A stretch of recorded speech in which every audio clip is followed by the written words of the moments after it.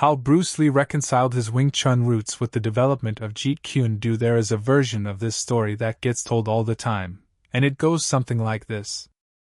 Bruce Lee learned a little kung fu in Hong Kong, got into a fight he wasn't happy with, decided traditional martial arts were useless, and then invented something completely new. Clean, simple, satisfying. But that version leaves out almost everything that actually matters. The real story is messier. It's longer. It involves a teenager with something to prove, a grandmaster who changed how he understood the very nature of movement, a private fight in Oakland that nobody can agree on, years of obsessive reading and training and questioning, and a slow, grinding internal reckoning with what it means to honor something by changing it. It's a story about a young man who absorbed one of the deepest martial traditions in Chinese history, carried it across an ocean, and then spent the rest of his life arguing with it, building on top of it, and quietly, genuinely refusing to let go of it. This is how Bruce Lee reconciled Wing Chun with Jeet Kune Do. And the answer, when you look closely at it, is that he never really separated them at all. The Boy from the Rooftops. Bruce Lee was born on November 27, 1940, in Chinatown, San Francisco, delivered into the world in the Year of the Dragon, a detail people have never been able to resist pointing out. His father, Li Huichen, was a celebrated Cantonese opera star, and within months of his birth, the family returned to Hong Kong, where Bruce would spend the formative years of his life. Hong Kong in the early 1950s was dense, electric, and dangerous in the casual, street-level way that cities can be when resources are thin and young men are restless. Bruce moved through it with more than the usual degree of restlessness. He was part of a street gang called the Junction Street 8 Tigers. He fought constantly, on rooftops and in alleyways, in the kind of encounters that don't have rules and don't care much about dignity. He lost often enough that it bothered him. Getting beaten in a real fight is a very specific kind of education. It teaches you, with absolute efficiency, the distance between what you think you can do and what you can actually do under pressure. His first exposure to formal martial arts came through his father, who taught him the basics of Wu-style Tai Chi. But Tai Chi, as practiced in their household, was slow, meditative, gentle. Bruce liked it and didn't love it. It didn't answer what he was actually asking, which was the concrete, urgent, slightly desperate question of how to survive in a fight against somebody who genuinely wanted to hurt him. Then came Wing Chun. The introduction came through his friend William Chung in 1953, though there's some scholarly debate about the exact year.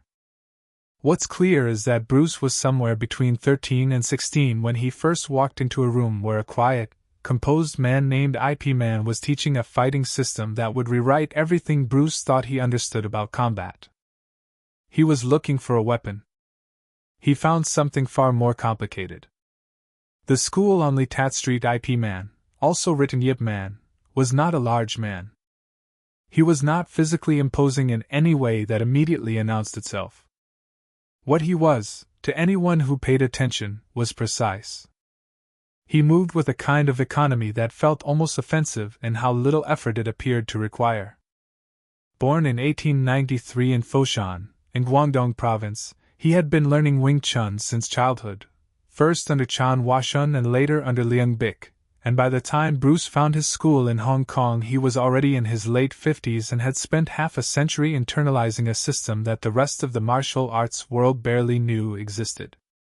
Wing Chun had come to Hong Kong with IP Man when he fled from the mainland in late 1949, following the communist takeover.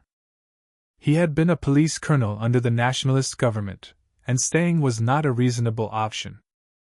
He arrived with very little and started teaching in the early 1950s, at first mostly to restaurant workers and young men from the lower rungs of Hong Kong's social ladder. His early classes were reportedly small and sometimes chaotic, held in cramped spaces, and his first students were not the cream of the city's martial arts world. Bruce Lee initially walked into this environment as an outsider in multiple senses. His mother was Eurasian, half German, half Chinese, which made him not fully Chinese in the eyes of a martial arts community that had long traditions around who could and couldn't be taught. Within his first year of training, the other students discovered his mixed ancestry and tried to have him removed. Ip Man, to his great credit, refused to expel him, but practical reality forced a compromise. Bruce was largely taught not directly by Ip Man himself, but by senior students, primarily Wang Shunliang, one of the most formidable fighters the school produced. William Chung also played a significant role in his early instruction. The direct access to the Grand Master was limited, but it existed, and for Bruce it was the moments with Ip Man himself that carved deepest. What those moments gave him wasn't primarily technique. It was a way of seeing. Ip Man would approach Bruce during training and deliver adjustments not with criticism but with observation. Relax your mind. Follow your opponent's movement. Let your body do what it already knows. There was a philosophy embedded in every correction, a whole view of what combat actually was, and it ran directly counter to the tense, forceful, willful way that young men typically understand fighting. The art wasn't about hitting harder. It was about being more present. It was about listening with your hands. Bruce absorbed this in a way that would outlast every other influence on his development, even when he appeared to be moving as far as possible from it. What Wing Chun actually taught him to understand what Bruce Lee carried out of Ip Man's school. You have to understand what Wing Chun actually is at its core, beneath the forms and the specific hand positions and the footwork that looks nothing like boxing. Because it's very easy to mistake the exterior of any martial art for the art itself. Wing Chun is built around a small number of principles that, when fully internalized, are among the most elegant and efficient ideas in the history of unarmed combat. The centerline theory is the one most people have at least heard of. Every human body has a vertical axis running from the crown of the head to the floor, and all of Wing Chun's offensive and defensive logic is organized around controlling that line in both yourself and your opponent. You protect your own centerline and attack your opponent's simultaneously. You don't make two moves when one will accomplish both. The shortest path between you and your target is a straight line, and you find that line and use it with as little wasted motion as possible. There's a chess-like quality to it, a sense of spatial logic that operates faster than conscious thought once it's been trained deeply enough. Then there's Chi Sa, which in Cantonese means sticking hands, and which is the single most distinctive training method in Wing Chun. Two practitioners make forearm contact and then begin a slow, continuous dialogue of pressure and response, rolling their arms in figure-8 patterns, probing for gaps in structure, testing and responding in a conversation conducted entirely through touch. It looks to untrained eyes like two people gently wrestling with their arms. What it actually trains is sensitivity, the ability to feel an opponent's intention before it becomes action, to detect the subtle shift in weight that precedes a strike, to respond to changes in pressure without having to think about them. In Chi Sa, you are training your nervous system to understand combat in a language that bypasses cognition entirely. Bruce Lee practiced Chi Sa for years, well after he had nominally moved beyond Wing Chun. This is important. The drills he kept coming back to, the sensitivity work he still built his training around in Los Angeles in the late 1960s, were rooted directly in Chi Sa's underlying logic. Wing Chun also gave him the wooden dummy, the Muqian Jiang, a post with protruding arms and a leg used for drilling strikes, deflections, and the flow of techniques in combination. Bruce kept a wooden dummy in his training space his entire life. He was reportedly still running through Wing Chun dummy forms with great frequency in his final years. And then there is the concept of economy of motion, which isn't unique to Wing Chun but is expressed in it with unusual clarity. Every superfluous movement is a gift to your opponent. Every chambered punch, every telegraphed kick, every moment of preparation that announces your intention before your body can execute it is wasted time. Wing Chun trains the elimination of these moments. You don't pull back before you strike. You don't wind up. You don't give anyone anything they can read. You simply move from where you are to where you need to be, as directly as possible, with as little interruption to that path as possible. These three things, centerline awareness, tactile sensitivity trained through Chi Sa, and the relentless stripping away of unnecessary motion, became the bones of everything Bruce Lee built afterward. He changed the flesh. He never replaced the bones. The journey to America and Jun Fan Gung Fu in May 1959, Bruce Lee left Hong Kong for the United States. He was 18 years old, and his mother had a compelling reason to send him. His street fighting had grown serious enough that she feared he would end up in prison or worse. He traveled to Seattle, found work and housing, completed his high school education, and eventually enrolled at the University of Washington, where he took classes in drama and, critically for what was coming, philosophy. He had left Ip Man's school before completing the full Wing Chun curriculum. This is a point that has been debated at length, and it matters somewhat, but perhaps not in the way people think. He had learned the first form, the Sunim Tao, the second form, the Chum Q, the third form, the Bil Ji, and at least the foundational elements of the wooden dummy set. He had not studied the Wing Chun weapons forms. His formal training was, by strict traditional standards, incomplete. What he possessed was a deep functional grasp of Wing Chun's principles, the sensitivity and awareness developed through years of Chi Sa, and the understanding of structure and alignment that the forms are designed to build. This was not nothing. This was, in fact, quite a lot. In Seattle he began teaching almost immediately. He called what he taught Jun Fan Gung Fu. The phrase means, essentially, Bruce Lee's Kung Fu, Jun Fan being his Chinese given name. His early students were a genuinely diverse group at a time when Chinese martial arts were still mostly closed to outsiders, and this openness was itself a statement. He started with judo practitioner Jesse Glover and Taiki Kimura, who would become one of his 3 officially certified instructors and a lifelong friend. These students got Wing Chun, essentially, though already being stretched and adjusted by a teacher who was genuinely curious about what other martial arts could offer. At the University of Washington he encountered philosophy in a formal way for the first time. He read deeply in Taoism and Zen Buddhism, explored Western philosophy, and found that the questions being asked in those traditions mapped remarkably onto questions he was already working through on the training floor. He was also beginning to study boxing seriously, spending hours analyzing footage of Muhammad Ali and Sugar Ray Robinson, fascinated by their footwork, their rhythm, the way they created and collapsed distance. He trained with judoka, wrestlers, anyone who could teach him something he didn't already know. Jun Fan Gung Fu in this period was Wing Chun's core, stretched outward. The centerline. The Chi Sa sensitivity. The straight punching and the trapping.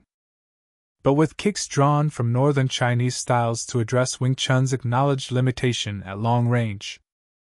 With the beginnings of Western boxing's evasive footwork. With a growing awareness that no single system contained all the answers. Then came the fight in Oakland that he never quite left behind.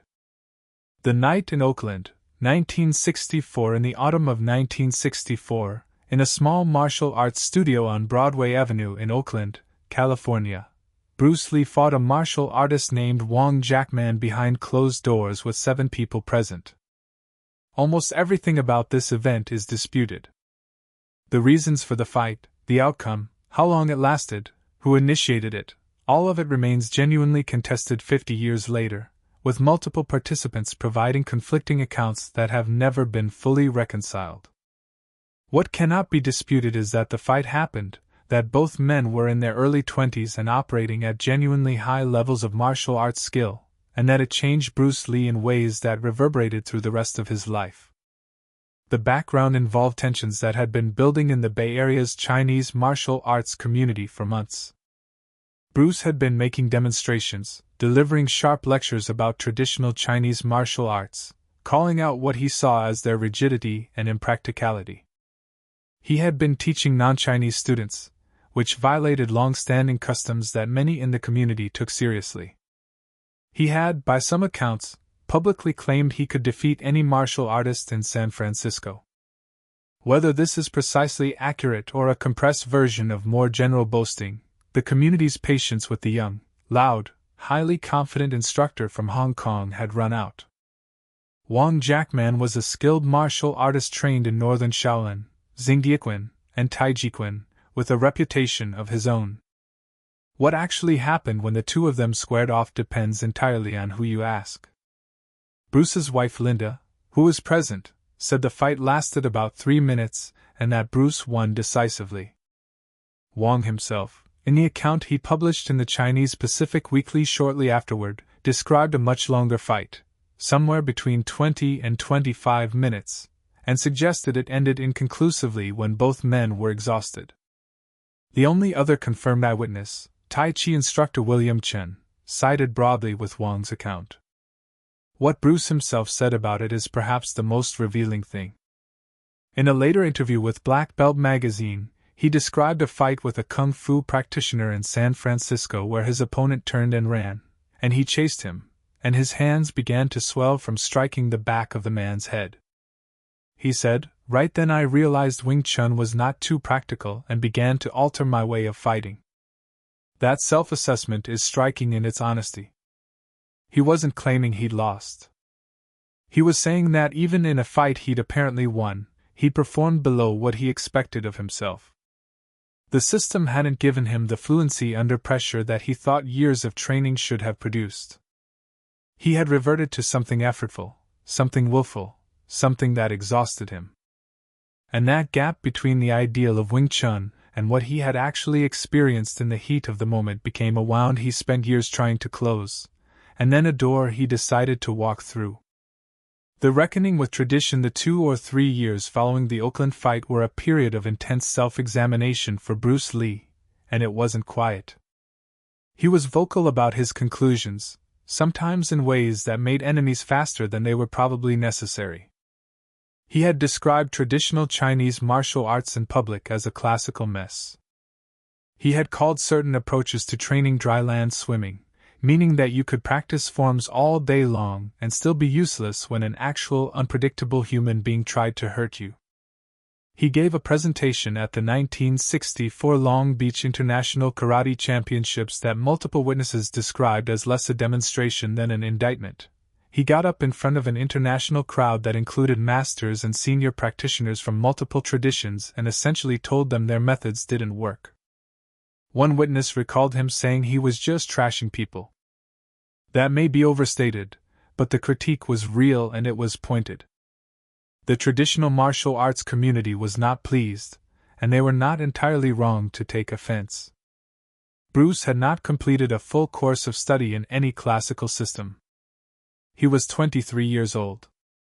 He was telling practitioners with decades of experience that their life's work was built on a flawed premise. The arrogance involved was real, even if the underlying critique was also real, even if the history of martial arts vindicates much of what he was saying. But beneath the confrontational presentation was a genuine question that deserved to be asked, and was not being asked loudly enough elsewhere. What is martial arts for? Is it for preserving a tradition? Is it for winning trophies? Is it for the development of the self in some holistic sense? Or is it for surviving contact with a genuinely dangerous opponent under unpredictable conditions? And if the last answer matters, then anything that doesn't serve that outcome is a decoration, no matter how ancient or aesthetically satisfying it might be. Bruce Lee's answer was that he wanted all of it: the self-cultivation, the philosophical depth, the cultural connection, but he refused to let those things become an excuse for keeping techniques alive that had been shown, under honest testing, not to work. This is a position that sounds reasonable when stated calmly, but in the context of communities built around specific traditions, and the identities those traditions sustain, it sounds like an assault. Because, in some ways, it was. He was also being changed by what he was reading. The Tao Te Ching of Lao Tzu. The writings on Zen Buddhism that Alan Watts was bringing to American audiences. Jiddu Krishnamurti's critiques of structured thinking in the prison of accepted ideas. These weren't decorative influences. They were load-bearing. They were giving him a framework for what he was intuiting on the training floor. That form, however beautiful, becomes a cage when it stops being a map and starts being the territory. Building Jeet Kune Do, What he kept and what he discarded here is what Bruce Lee did not do when he started building Jeet Kune Do. He did not start over. He did not walk away from the centerline theory. He specifically incorporated it into JKD and said so directly. He kept the vertical fist punch, the Wing Chun punch that delivers force along the centerline without the rounding motion of a Western boxing punch. He kept Chi Saw's sensitivity training, modified and adapted but recognizably descended from the original practice. He kept the wooden dummy. He kept trapping hands, the close-range deflection and strike combinations that are among Wing Chun's most distinctive elements, the pak saw, the lap saw, the bong saw, the moves that redirect an opponent's force while simultaneously opening a line for your own attack. He kept the concept of simultaneous blocking and striking rather than the sequential defend-then-attack rhythm of many traditional styles. Dan Inosanto, who was one of only 3 instructors Bruce personally certified and who became the principal spokesperson and historian of JKD after Bruce's death, has stated publicly that at least 50% of the original JKD curriculum derives directly from Wing Chun. This is not a rounding figure. He means it literally. What Bruce discarded, or more accurately, what he supplemented and reframed, was the rigidity of Wing Chun's approach to range. Wing Chun was developed primarily for close-quarters fighting. Its stances and footwork are optimized for bridging the gap between practitioners who are already within arm's reach. It doesn't have much to say about what you do when you're further away, or when you need to move laterally and quickly over longer distances. Bruce looked at Western boxing's footwork, the bob and weave, the lateral shuffle, the ways that great boxers use distance as a weapon, and saw something Wing Chun was missing. He looked at the mechanics of fencing, particularly the stop thrust, the art of intercepting an attack in motion rather than blocking it after it arrives, and saw the physical grammar for what would become JKD's most fundamental concept. The intercepting fist. The stop hit. The idea that you don't wait for an attack to complete before you respond to it, you strike into it while it's developing. From Taekwondo he took certain kicks, particularly the side kick, which he developed into one of the most explosive weapons in his arsenal. From wrestling and judo he incorporated takedown awareness and the understanding that any complete fighter has to operate in all 4 ranges: kicking range, punching range, trapping range, and grappling range, because a real opponent is not going to stay conveniently in the range you're best equipped for. The system that emerged was not a hodgepodge. It had an internal logic, a coherence that came from having a philosophical foundation rather than just a technical one. At every stage, the question being asked was the same question Wing Chun had trained him to ask. What is the most direct, most economical, most efficient path from here to the end of this fight? Wing Chun asked that question within a specific set of parameters. JKD refused to accept the parameters as fixed. But the question itself, that was still IP Man's question. That was still the school on Litat Street. The philosopher's martial art in 1967, Bruce Lee gave his approach to martial arts a name. He called it Jeet Kune Do, which translates from Cantonese as the way of the intercepting fist. He named it reluctantly, and he regretted the name almost immediately. The problem with naming something is that naming it makes it a thing, and making it a thing invites people to crystallize it, to codify it, to start teaching it as a fixed system with a defined curriculum and a lineage and a way of knowing who belongs and who doesn't. Which was precisely the structure he had been arguing against for years. He said as much, repeatedly, with characteristic bluntness. Jeet Kune Do is just a name, a boat to get one across. Once across, it is to be discarded and not to be carried on one's back. The philosophy underneath the name was built from multiple sources, and by this point in his life he had read widely enough in both Eastern and Western traditions that the synthesis he arrived at was genuinely his own. Taoism gave him the concept of Wu Wei, effortless action, the idea that the highest form of any skill is performed without strain or force, that resistance itself is a kind of failure. Water, in Taoist thought, is the supreme example of effectiveness without effort. It doesn't fight the shape of its container. It conforms to it. It finds the path of least resistance not because it's weak, but because that path is always the most efficient one. Bruce's famous instruction to be like water is not a poetic metaphor he invented for television interviews. It's a distillation of thousands of years of Taoist philosophy applied to the concrete problem of how a human body moves through the chaos of a real fight. Zen Buddhism contributed the concept of the empty cup. You cannot pour anything into a cup that is already full, which means that accumulated knowledge, if treated as fixed truth rather than provisional tool, becomes an obstacle to further learning. The Chun Buddhist practice of constantly filling and emptying, was Bruce's model for a martial artist's relationship to technique. You learn a form. You practice it until it becomes automatic. Then you transcend it, not by discarding it, but by no longer being limited to it. From his reading of Jiddu Krishnamurti, he took a deep skepticism of all systems and structures, a belief that any framework, however valuable, becomes a prison when it stops being questioned. And from Western philosophy, from thinkers like Alan Watts who were making Eastern ideas accessible to American audiences in the 1960s, he found a language for explaining what he was doing that didn't require his audience to have spent years inside a Chinese martial arts tradition. The phrase he returned to most often, the one that sits at the center of everything, was this: using no way as way. Having no limitation as limitation. He had it inscribed, in Chinese, on the JKD symbol. It sounds paradoxical. It is paradoxical. It's also the most honest description of what genuine mastery looks like from the outside, effortless, formless, apparently without method, which is precisely what decades of disciplined practice with a specific method produces when it's done long enough and deeply enough. He would later acknowledge that he sometimes regretted naming JKD at all, that the name had done exactly what he feared it would, given people something to argue about and compete over and defend, rather than a process to inhabit and develop. By 1972, the year before his death, he had closed his martial arts schools and told his most trusted students, including Dan Inosanto, not to teach JKD commercially. He had become concerned that the thing he'd built was calcifying into exactly the kind of fixed tradition he'd spent his career arguing against.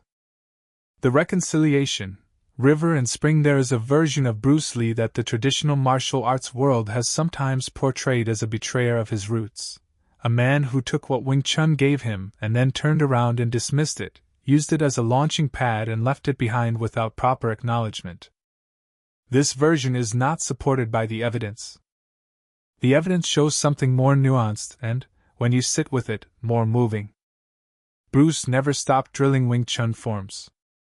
Multiple students and close associates have confirmed that he was still running through the Siu Nim Tao, the first Wing Chun form, the foundational set of movements that IP Man's students practiced hundreds of times before being taught anything else, well into his career in Los Angeles. He ran through it 500 times in a day on multiple occasions. He kept the wooden dummy in his home gym and used it constantly. The Chi Saw sensitivity that Wing Chun had trained into his arms was not a historical footnote in his practice. It was present and active in everything he did.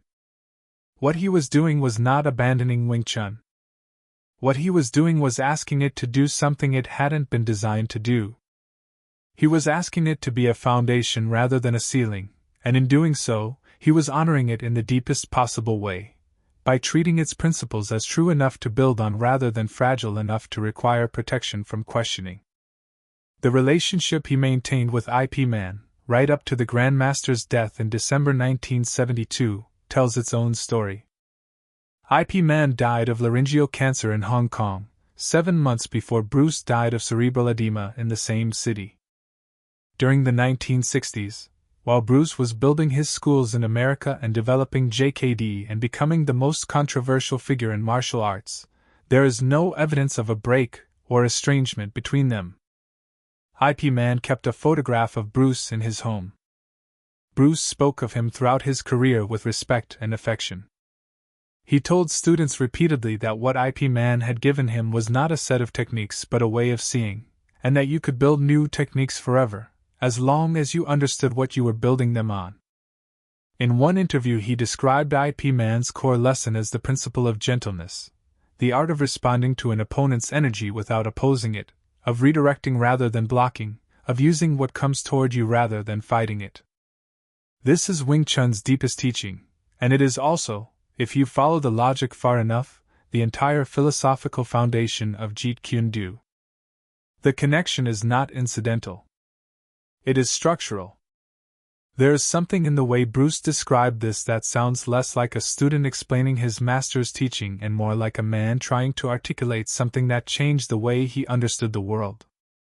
He didn't outgrow Wing Chun. He grew into it deeply enough to see what it was pointing at, and then he followed that pointing as far as it would take him. Legacy: the spring that fed the river. Bruce Lee died on July 20, 1973, at the age of 32, in Kowloon Tong, Hong Kong, from cerebral edema. The circumstances have been debated for decades. He was in post-production on Enter the Dragon, which would become one of the highest-grossing martial arts films in history and cement his global legacy. He left behind a body of work, films, writings, personal notebooks, training manuals, that has been studied, debated, and returned to by martial artists and philosophers and cultural historians ever since. What he also left behind was a way of thinking about what a fighting system is for, and this turns out to be his deepest legacy.